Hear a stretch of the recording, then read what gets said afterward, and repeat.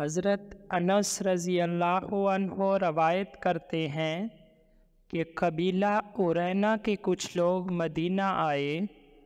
انہیں مدینے کی آب و ہوا راس نہ آئی، چنانچہ رسول اللہ صلی اللہ علیہ وسلم نے انہیں زکوٰۃ کے اونٹوں کے پاس بھیج دیا اور فرمایا، تم ان کے دودھ اور پیشاب پیو۔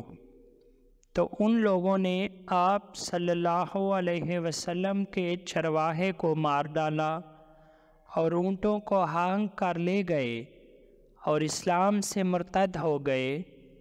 انہیں پکڑ کر نبی کریم صلی اللہ علیہ وسلم کے پاس لایا گیا۔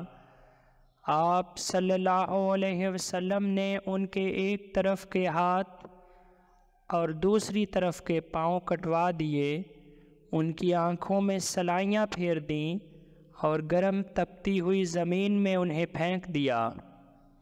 حضرت انس رضی اللہ عنہ کہتے ہیں، میں نے ان میں سے ایک شخص کو دیکھا تھا کہ وہ پیاس بجھانے کے لیے اپنے منہ سے زمین چاٹ رہا تھا، یہاں تک کہ وہ اسی حالت میں مر گئے۔